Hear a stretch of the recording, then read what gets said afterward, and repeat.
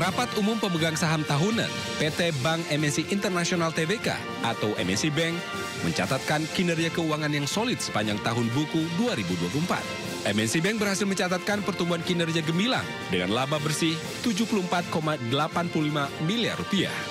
Capaian ini merupakan hasil dari upaya dan strategi yang telah dijalankan secara konsisten sepanjang tahun 2024. Perseroan juga mencatatkan total aset bank meningkat sebesar 15,01%. Sementara penyaluran kredit tumbuh 9,62% dibandingkan tahun sebelumnya.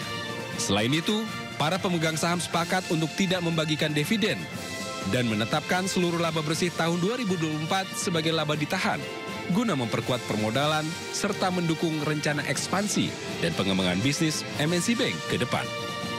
Yang kami peroleh laba itu kami tahan dan kami akan gunakan untuk pengembangan bisnis di MNC Bank dan juga penguatan terkait dengan modal.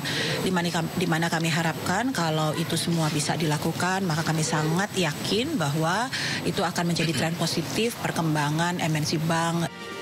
RUPS tahunan juga memutuskan perubahan susunan pengurus perseroan.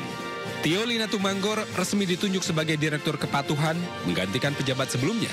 Tio Lina juga membawa pengalaman lebih dari 30 tahun di sektor perbankan, khususnya dalam penerapan prinsip Good Corporate Governance. Tim Liputan iNews melaporkan.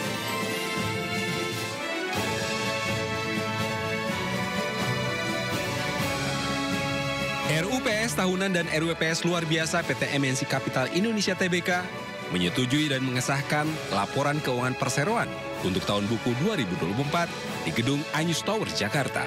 Pada tahun 2024, perseroan mencatatkan kinerja yang positif dengan pendapatan konsolidasi sebesar 3,33 triliun rupiah atau naik 12,6% dari total pendapatan konsolidasian perseroan tahun 2023. Kinerja positif ini menghasilkan laba bersih yang diperoleh emiten dengan kode BCAP ini mencapai 126 miliar rupiah atau naik 62,5% dibanding tahun 2023.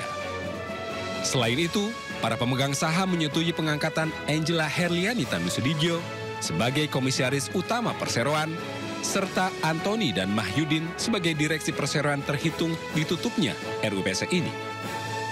Menyetujui dan mengangkat Ibu Angela Herliani Tanusudibyo sebagai komisaris utama perseroan terhitung sejak ditutupnya rapat ini.